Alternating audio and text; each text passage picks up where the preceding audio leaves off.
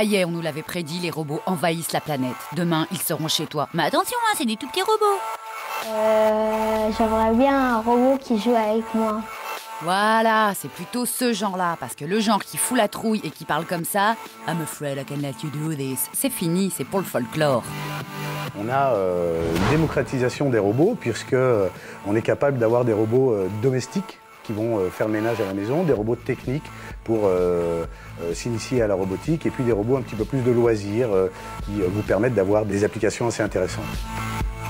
Vous inquiétez pas, on va développer, vous n'aurez plus qu'à choisir. Un truc un peu plus perfectionné, c'est possible? On estime qu'avant une dizaine d'années, il y aura un voire deux robots dans chaque foyer français. Non, non, non, pas celui-là, il est marrant, mais franchement, à part faire le ménage, il sait rien faire. Les robots ne remplacent personne, ils assistent les gens. On peut partir du principe qu'à la base, le robot est un corps mort auquel on va donner vie au moyen de programmes informatiques. Ce sont les programmes informatiques qui vont faire que le robot va avancer, va marcher, va ramper. Et ils vont faire également n'importe quoi. Ce qui fait que les robots sont intéressants, c'est qu'effectivement, on part de rien pour arriver à une espèce d'intelligence embarquée sur le robot qu'on a fabriqué, et on le voit évoluer en fonction des caractéristiques qu'on a bien voulu lui assigner. Ces petites merveilles de technologie qui s'agitent devant nos yeux ébahis doivent coûter une blinde, non? Alors la fourchette est très large. On va voir des robots autour de 10 €, comme on va avoir des robots autour de 4 à 5 000 €. Tous les prix et tous les usages. On a dit qu'on allait vous montrer ce qui est déjà sur le marché. On vous montre. Là, je vais vous montrer le robot technique, celui justement pour lequel on part du départ, c'est-à-dire montage du robot, programmation, connexion des différents servomoteurs, et le but étant, une fois qu'on a monté et programmé son robot, tout simplement d'en voir le résultat.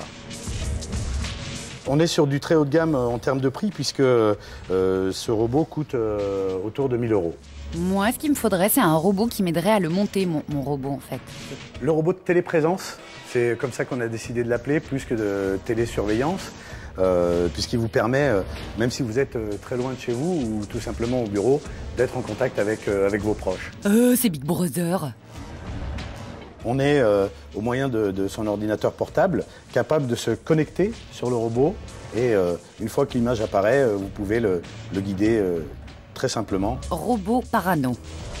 On est sur un prix de 400 € pour ce robot. Mais il est pas rigolo.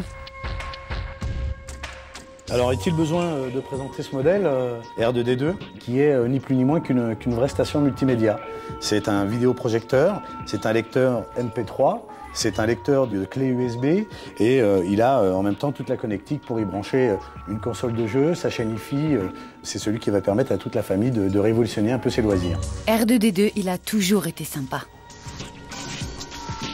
Il y a une télécommande. Alors, tenez-vous bien, c'est le fameux vaisseau de Han Solo. Énorme, non, elle est vraiment énorme. C'est une série limitée, il y a 4000 exemplaires pour l'Europe, et il a un prix de 3 000 €. Waouh, il fait sa star parce qu'il est passé dans Star Wars, et toi tu fais quoi? Ah ouais, tu fais ça, et B. Ce modèle-là s'appelle la Fémisapien. Il y a une certaine avancée technologique dans le sens où on ne se contente plus de regarder évoluer son jouet, on interagit avec, et en fonction des positions qu'on va lui demander d'effectuer, on va se rendre compte tout de suite des possibilités du robot. Ton propriétaire touche certainement sa bille en programmation, mais question chorégraphie, il y a du progrès à faire. Un petit peu plus utilitaire, donc c'est le best-seller, le robot aspirateur.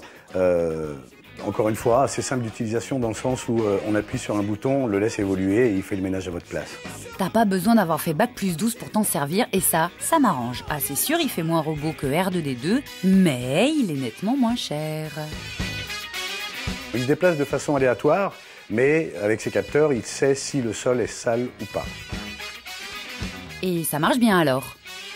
À titre personnel, j'utilise le robot aspirateur, bien évidemment, ainsi que son cousin.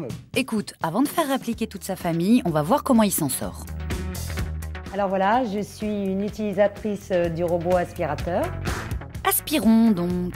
Alors je vais débuter la démonstration. Donc ceci est un mur virtuel que l'on place donc à chaque sortie de pièce où on ne veut pas que le robot aspirateur aille.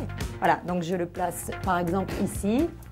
J'appuie donc sur un bouton et il va quitter sa base. Allô, la Terre. Le robot a quitté la base. Donc, tant qu'il y a des saletés, il tourne et il aspire autour du périmètre sale. Poussière aspirée. Mission accomplie. Ouais, il a l'accent du sud, ouais. Il peut paraître aussi peut-être un peu plus lent qu'un aspirateur manuel, mais c'est pareil, étant donné qu'il le fait pendant que vous n'êtes pas là, ce n'est pas un problème. C'est nickel, retour à la base. C'est vraiment la fin de la corvée d'aspirateur. Pendant qu'il aspire, on fait les devoirs ou je prépare à manger. Autrement, l'utilité première est quand même d'aspirer pendant que vous n'êtes pas là. Donc vous rentrez, la maison est propre. Bah je vais prendre celui-là, parce que toi tu te la pètes sur ton vélo, mais t'es un vrai branleur.